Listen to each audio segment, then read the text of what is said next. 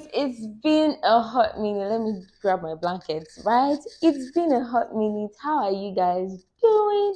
How have you been? Um, if you're new here, my name is Oluwapolumi. You're welcome back to my channel. I'm Oluwapolumi. I'm a business analyst currently living in Lagos, Nigeria.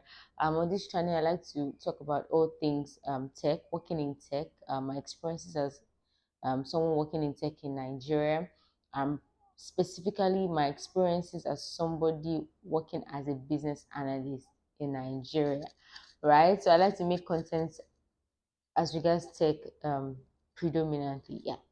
So thank you for stopping by. I know something brought you here, but thank you for stopping by. Um, let's get right into the video, shall we? So yeah, guys, I know why you stopped, right? Because I'm sure you've seen the thumbnail by now, right?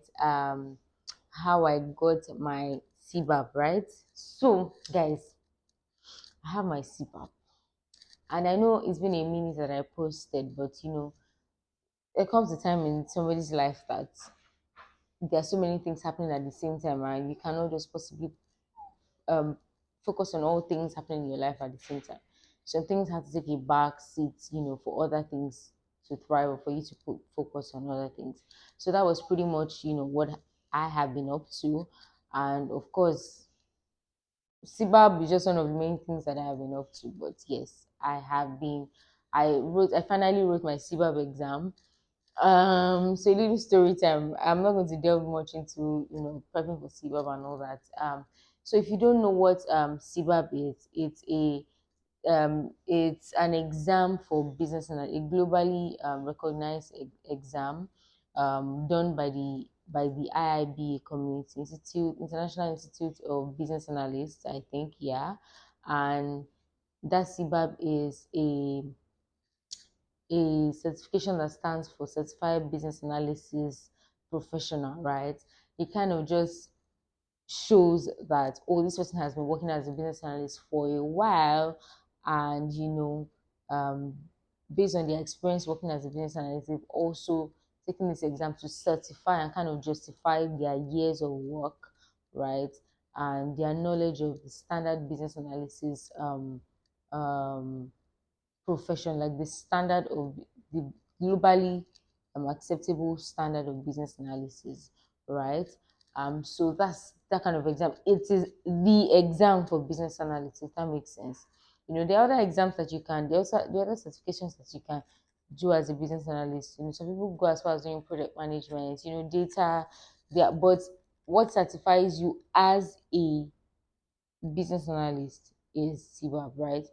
There will be other auxiliary certifications that can better equip you on how to do your work. That's a different conversation, right? So of course, it's not limited to having just a CBAP. So yeah, so get down to how I had been procrastinating. I was supposed to have done this. In fact, I had to do the exam. I had it in mind to do the exam since I think December last year. I made up my mind I was going to do it.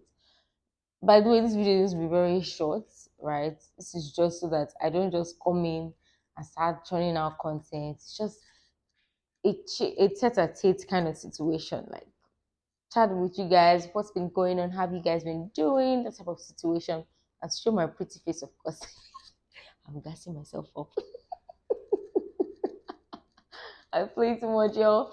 So, like I said, I had it in mind that I was going to have that exam since December last year.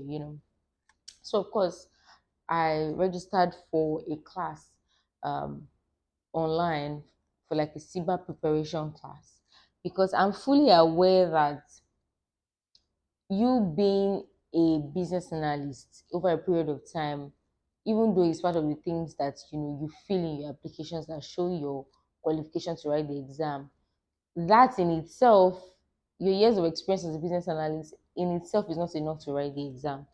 Knowledge wise, right? You, if you're not careful, based on the fact that, oh, I do this every day, you go into the exam, I just do the exam without preparing yourself on how this exam, the process of this exam, you might end up failing. So I had that knowledge, And I said, typically I'll read for my exams myself. And I said, okay, to have a better understanding, right? Because there's a book, there's a guide that, you have to read for your CBAP, right? It's called BABOK, like a body of knowledge for business analyst body of knowledge, right? That's the book that has been brought out by the IIBA that you have to use to prepare for your CBAP exam. So I enrolled for a course online, right, to kind of prepare me for the exam. I told them my goal. I wanted to be able to prepare for my exam, right? January. I think I did that class in January or February. I can't even remember. And so after the class, of course, there's class, yes, but they can't read for you. So of course it was left for me to actually do the reading. And so I just kept reading and reading, endless reading. Um if you don't know, Babok, has like six knowledge areas for a business analyst. Six knowledge areas that you have to read and be proficient. And it's based on these six knowledge areas that your exams are going to come out from. Like, there's no add or fast through to it. Your exams will come out from these six knowledge areas.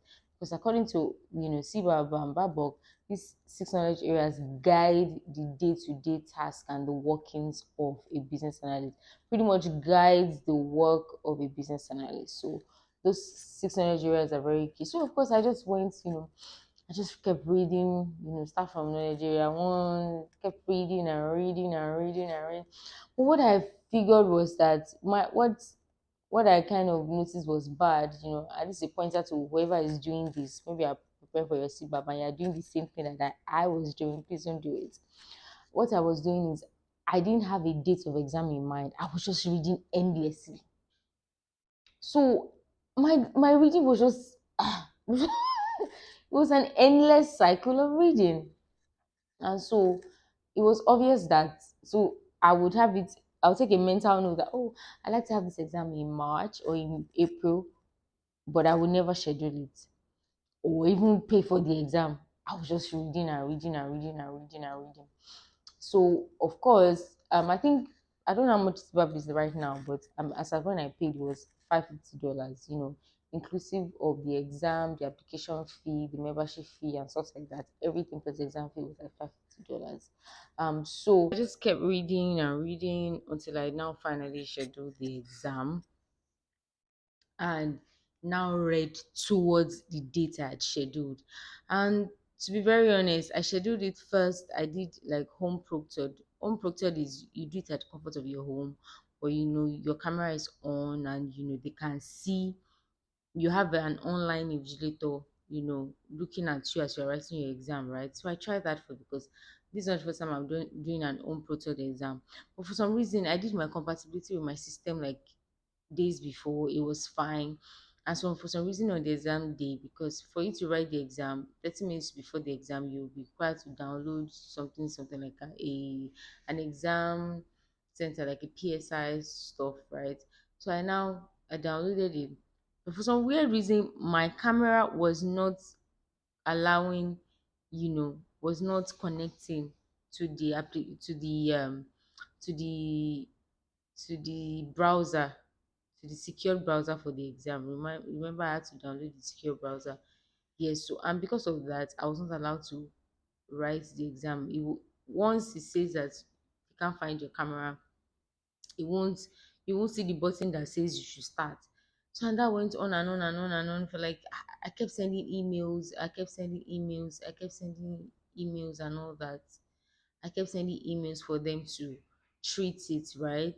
I didn't but eventually I now had to repay, although they subsidized because I think the repayment fee is about $65 or $250. I can't remember specifically. But they because they had seen that it was not entirely my fault, you know. So I think my issue was that I should have clicked the online chat chatbot. I didn't want to take the blame alone. So I was required to, as a subsidized rate, to reschedule my exam for $100. So meaning in total I paid $650 for CBAB exam. And I'm in Lagos, Nigeria, so do the math. With our current exchange rate, all right? Do the math. It was not cheap, but it was a sacrifice I was willing to take. So I rescheduled the exam to write it in. I didn't want it to stay long at all in the next 2 weeks. And this time around, I didn't do it at home. I said I'm going to go to an exam center, because they have the options for exam centers as well. So I was going to go to an exam center and I'm going to go and do my exam there. So eventually, that was where I did my exam, right? So this could be for my people in Nigeria.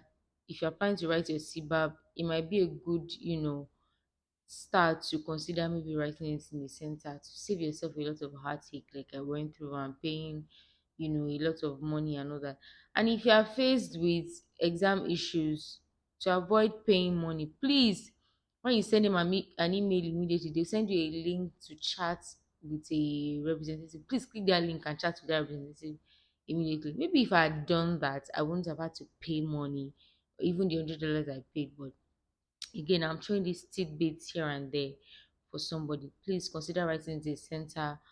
If you're not sure of your network, if you're not sure you have a great laptop, if you're not sure of a lot of other factors, that it will be light, and some other factors, please do it in a center. So that's it. Thank you for watching, and this is welcome back, you know, to my own channel, right? Yes, pretty much. So if you like what you see, please subscribe, please share, please meet me in the comment section. If you're writing your CBAP or you're planning on writing your CBAP, please let me know in the comment section. It's good to be back here, sitting in front of a camera. I've not done that in a while, so it's good to be back. And this is to more content. Please let me know if you would like to see other content as well. That you would like me to take on. Are we ready to do that? But for now, it's love and light. Let's keep learning. Let's keep growing. Adios. Bye.